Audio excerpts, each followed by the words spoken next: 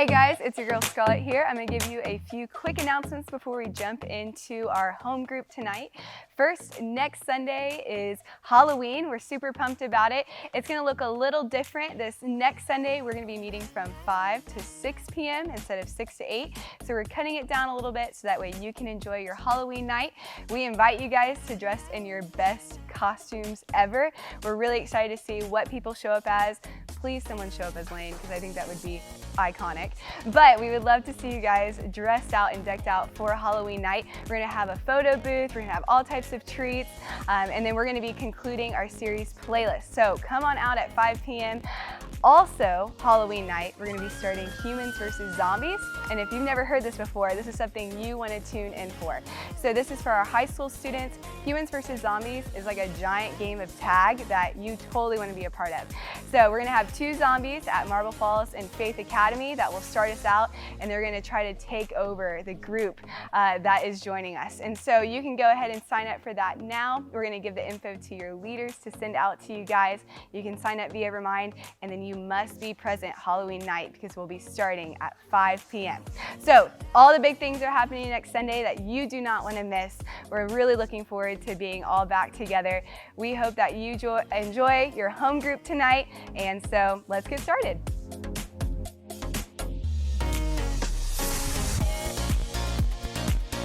Welcome back to the Loft at Home. We're excited to wrap up our playlist series tonight. And so we've been spending some time in the Psalms, which if you're not familiar with the Psalms, are a section of the Bible that is basically just like poetry and music.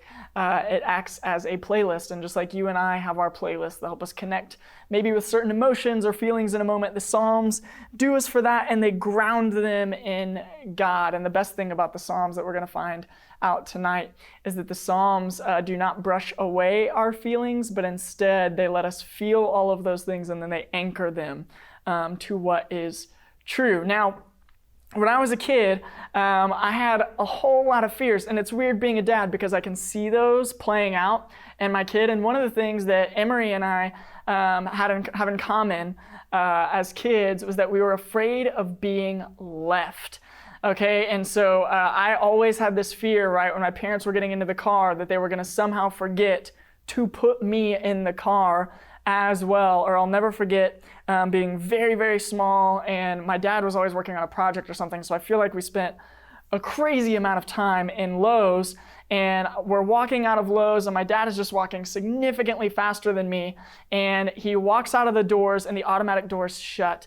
And I was literally so small at the time that as I approached the doors, they didn't open. Like there was not enough of me, right? Like imagine just this, I'm already not a big guy, but an even smaller version of that. There was not enough of me to open the doors, and so I broke down as if my dad was not going to come back into Lowe's, like he was going to drive off and just be like, all right, one less mouth to feed. Like that's what it felt like in those moments. I was terrified of being left. Like I was the nightlight kid, like I was all of those things for a huge chunk of my childhood. And the reality is that a lot of us, even if that's not something that we really feel to that degree as kids, none of us particularly enjoys being left. None of us enjoys being abandoned. See, we've spent some time in the Psalms and talking about joy, and last week we began to traffic in the world of despair and some darkness, and today we're going to take that all the way into this feeling of abandonment.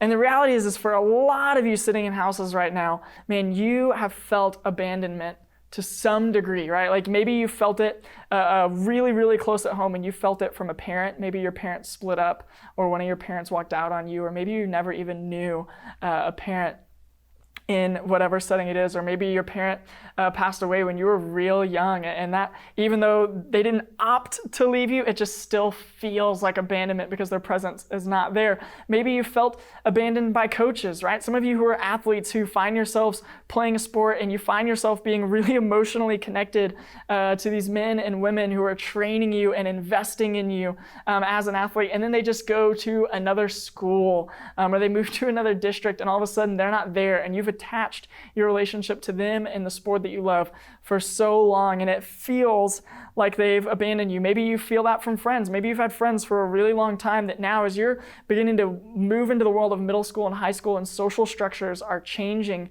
and your world is changing, maybe your friend group is changing too, and you begin to feel abandoned by the people that you've known and loved for so long. Maybe you're entering into the dating world, and so you've maybe had a relationship and that relationship has ended and you feel abandoned by that person that maybe you even thought that you loved at some point or another. And what's really, really hard about my job often is that I know in ministry that my people can feel abandoned even by me. I remember just a few years ago when I was leaving First Baptist Graham to come to First Baptist Marble Falls and having to walk through the emotions of the teenagers that I loved in another city, and now going to someplace else and what it felt like for them of, why is this guy going where God is calling him to be? And they had this feeling of abandonment. It's not a feeling that's new to us, right? Some of you even sitting in these seats can remember when the guy before me was here and he was changing and he was shifting, and man, it's hard, it's difficult. And what's hard in the midst of that is what happens is when we experience things in the real world and in real time, we begin to then take those feelings into our relationship with God and we feel those things there too. When we begin to feel abandoned by the people that we love, that can begin to seep into our relationship with God, and we can begin to feel abandoned by God, because when we feel abandoned, the world kind of gets a little bit darker around us and it gets a little bit harder and we feel a little bit more lonely, and it feels a little bit maybe harder to see God in the midst of all of those things. And so we assume, well, man, not only have the people around us, the physical, the tangible people around us, have they left and we feel abandoned by them, but now we feel abandoned by God, who is supposed to always be present and supposed to always be there. And we look around and we go, man, God, where are you? Like, I'm hurting now, and I feel like you should enter into this moment, but it really feels like things are only getting worse. And so I assume then that you're not there. And that's a real feeling. And that's a real moment that a lot of us find ourselves into. And sometimes it's not just a moment. Sometimes it's a really long period of our lives that we can wrestle with this abandonment issue for a really long time. And it can affect ongoing relationships as we move in so many different directions and as we grow up in life. And where we're going to go today in Psalm 22, it's a really long psalm. I hope that you read the whole thing in your home group before this, because I'm only going to kind of read the beginning and the end of it for us. But what I think we're going to find in Psalm 22 is that it gives us permission to feel that thing to its fullest extent and to take that feeling to God, but then it's going to anchor us in truth. It doesn't use truth to brush away a feeling. It uses truth to anchor that feeling. It gives that feeling weight, but it gives it a place to go, not just to float aimlessly in the world. And so Psalm 22 is credited to David as he's writing. If you don't know anything about David, this is the David that fights Goliath. This is King David. There's a long period of David's life where he's on the run, and it feels like the people that he loved are against him, and they are hunting him down, and they are trying to kill him. I mean, there's a lot of turmoil in David's life after his affair with Bathsheba. And his own sons are turning against each other, and his own sons are out to get him at different times. I mean, David's life, he has some really, really high highs, but he has some really, really low lows. And so when David writes out of his emotion of feeling abandoned, this is a really important thing because he really has felt that to his core. And Psalm 22 verse 1 says this, and we're just going to read through verse 5. It says, my God, why have you abandoned me? Why are you so far from my deliverance and from my words of groaning? My God, I cry by day, but you do not answer. By night, yet I have no rest. In verse 3, it kind of begins to switch a little bit. But you are holy, enthroned on the praises of Israel. Our fathers trusted in you. They trusted, and you rescued them. They cried to you, and you were set free. They trusted in you and were not disgraced. Now, the way that Psalm 22 ends, if you go to 27, it says this, and all the ends of the earth will remember and turn to the Lord. All the families of the nations will bow down before you, for kingship belongs to the Lord. He rules the nations. All who prosper on earth will eat and bow down. All those who go down to the dust will kneel before him, even the one who cannot preserve his life. Their descendants will serve him. The next generation will be told about the Lord. They will come and declare his righteousness. To a people yet to be born, they will declare what he has done. Psalm 22 starts out with David's emotion and his feeling of God not being there, but it ends, and David's emotions haven't changed. right? Nothing in the end of Psalm 22 is about David's emotion. Instead, it's about God and what is true.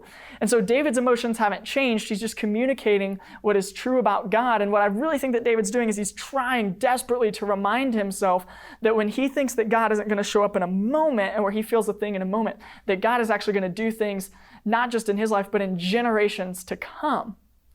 And so he reminds himself of not even just an immediate future, but a very, very far future where even if God doesn't come into this moment and this is the end of David's story, God is still God. And so he anchors his emotion and his feeling into this truth. Guys, in the midst of our abandonment and our pain and our suffering, Psalm 22 gives us permission to totally and completely feel that. And what happens a lot of times in Christian world is we try to make sure that you don't feel that.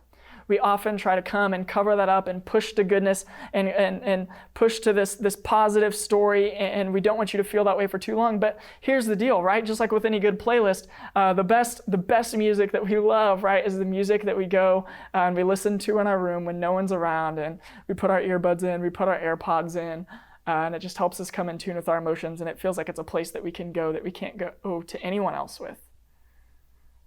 And Psalm 22 gives us this place that says, hey, this is a place that you can go when it feels like everyone's left, when it feels like no one's there. And you can even go to God and say, hey, I don't feel you here. Where are you? I know that you've maybe shown up in these other areas, and you've even shown up. Look, there's my friend's life. You're showing up in theirs. Are you going to show up in mine? And it gives us permission to tell God that, to verbalize that, to speak that out loud to God. And he is not offended. And here's what's wonderful. He's so not offended, he actually understands your experience. In Psalm 22, verse 1, my God, why have you abandoned me? That is eerily almost identical language. If you're familiar with the Bible at all, with Jesus on the cross, and there's a moment where in each gospel we're kind of given a picture of Jesus on the cross and his response to God, and we're kind of get to enter into the humanity of Jesus. And there's one moment where Jesus says, my God, why have you forsaken me? We're forsaken and abandoned. I mean, those are very similar emotions, very similar moments. And so God, because of your relationship through Jesus, actually understands this. And Jesus understands that feeling of abandonment because he felt it too. Because when he was on the cross, he felt abandoned by God, even though he, of all people, knows what is true, even though he knew he was in the center of God's will, that it was still a dark moment, and he still felt abandoned, and he still went to God. There's a phrase out there that I kind of hate, and it's this idea, and it says this, facts don't care about your feelings. And sometimes we take that in Christian world and we go, well, because this is true about Jesus, right? We look at Psalm 22, there is both fact and feeling present. The reality is God cares deeply about our feelings, but truth is there to anchor them. Feelings without truth flow aimlessly. They don't give us a place to go, but feelings anchored to truth don't make us abandon our feelings and not feel them and tell us that we're weak for feeling them or that they're not real or that they're not true. It just gives us a place to go that says you don't have to be here now and you don't have to be here tomorrow, but we should always be working there eventually and reminding ourselves of that truth. It's a fact that upholds our feelings and gives our feelings weight and gives them a place to go, not one that dismisses them. And so many times in Christian world, we can feel like we're supposed to just dismiss those aside and say, people, how are you doing? Oh, I'm doing okay. I'm doing good. But the real work of walking with Jesus is to camp out in the first few verses of Psalms 22 and say, my God, why have you abandoned me? Why are you so far from my deliverance? And when we can be honest about how we feel about God's distance to us, then we can begin to understand how close he actually is. But we can never navigate truth until we have properly navigated our feelings. There used to be a Christian radio station that I listened to on the way to school every morning when my parents would drive me to school when I was a kid. And it was called K-Love, and the tagline was positive, encouraging K-Love. And it was this idea, right, that all of the Christian music on it just made you happy, and it was joyful because it was about Jesus, and so you couldn't sing it with a smile, without having a smile on your face, and it was supposed to make you feel a thing that maybe you didn't feel in the moment, as if you could convince yourself that something was not true inside of you. The best part about the Bible is that not all of Psalms is going to fit its way into positive, encouraging K-Love. Psalms, for the most part, it's never going to sit there and in your deepest, darkest moments give you the God has a plan, or this too shall pass, or what God meant for bad, God meant for good. Instead, Psalms gives us a place to really feel it. And God gives us a place to really feel it. And here's the reality. We hope that we're creating a home, that we're creating a family where we can really feel it, where we're okay that a lot of us have been abandoned. And so a lot of us are angry and a lot of us are sad. And Psalm 22 is going to give us some music that really helps us feel that. And then on the back end of it in the distance says, but here's what God is doing in the generations. Here is who God is. And it's going to anchor all of that feeling. So that way one day, maybe we feel that truth more than we feel it today. We'll see you at the Loft Live next week.